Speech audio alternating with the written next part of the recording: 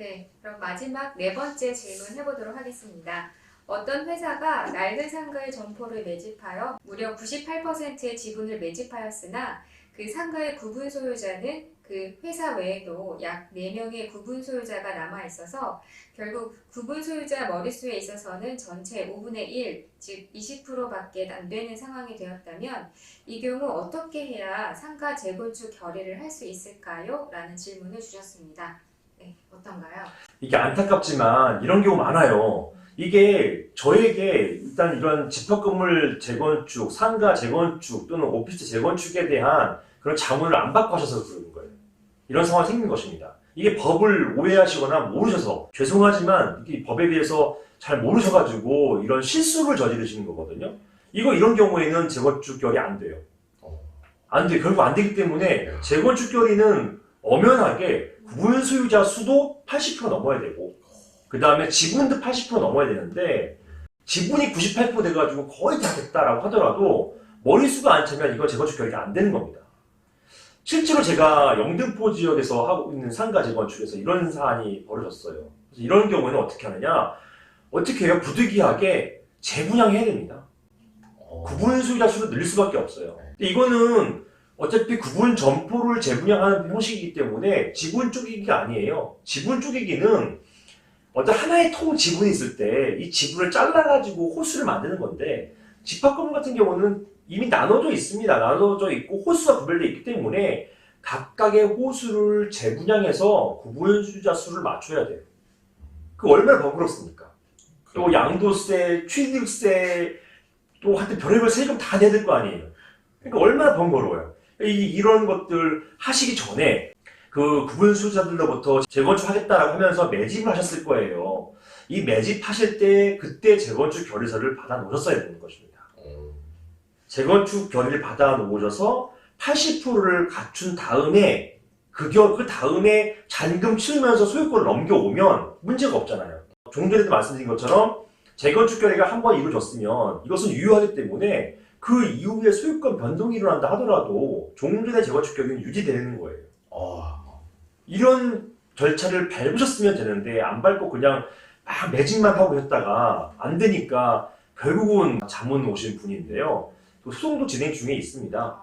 결과가 이제 얼마 뒤에 나겠지만 이런 경우에 결국 재분양을 할 수밖에 없었어요. 재분양해서 그런 상태에서 그리고 수를 맞춰가지고 재건축 결의를 완성했습니다. 여기에 대해서 지금 이제 또 상대방은 이런 것들은 뭐 탈법 행위가 아니냐, 또 통정 허위 표시가 아니냐, 지분 쪼개기 아니냐 이런 주장을 하고 계세요. 여기에 대해서 아마 판결이 조만간 내려질 것 같습니다. 한번 기대해 봐야 될 것 같습니다. 너무 궁금하고 재미가 있는 일이에요.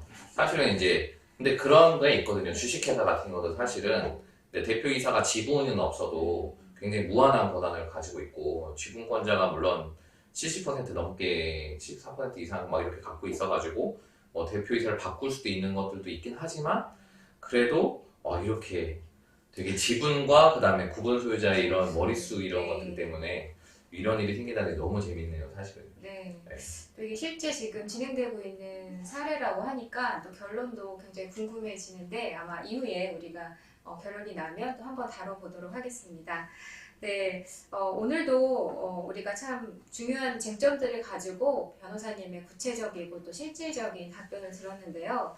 지금 실제 재건축 실무에 있어서 매우 중요한 쟁점들이 아니었나 싶고요. 또 무엇보다 오늘 다시 한번 확인했던 거는 그냥 우리가 어떻게 알고 있는 부분적인 지식으로 이렇게 진행을 했다가 오히려 더 큰 돈이 들 수 있고 더 많은 시간과 에너지를 낭비하게 될 수도 있는 그런 상황이 벌어질 수 있다는 것을 좀 염두에 두시고 미리미리 이렇게 전문가와 상의를 통해서 안전하게 밟아가시는 게 가장 정답이 아닐까라는 생각을 해보는 그런 시간이었습니다. 네, 어떠셨나요, 우리 정 PD님? 저는 늘 사실은 요즘 좀 들으면서 여기서 늘 배우기도 하지만 이제 우리가 상식이라고 하잖아요. 그러니까 상식이라는 것에 대해서 되게 많이 깨지고 있습니다. 그러니까 상식보다 더 중요한 건 뭔가 이렇게 법리적 해석과 어떤 법에서 이제 정의하는 것들로 인해서 제가 가지고 있는 상식이나 아는 것들이 얼마나 하찮은 것인지 예, 그런 걸 좀 느끼고 특히 오늘 같은 경우 마지막 그 사례 같은 경우는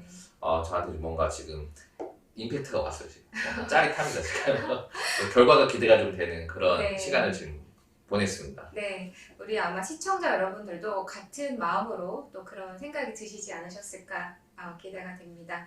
그런 같은 마음으로 시청하지 않으셨을까 생각이 됩니다. 네, 오늘도 이렇게 좋은 정보와 또 답변 나눠주신 변호사님께 감사를 드리면서요. 이제 변호사님과 또 정 PD님 모두 휴가를 다녀오실 텐데 우리 시청자 여러분과 함께 모두 건강하고 안전하게 휴가 다녀오신 후에 저희가 찾아뵙도록 하겠습니다. 그럼 지금까지 부종식 변호사의 상가 오피스텔 재건축 114였습니다. 감사합니다. 고맙습니다. 고맙습니다.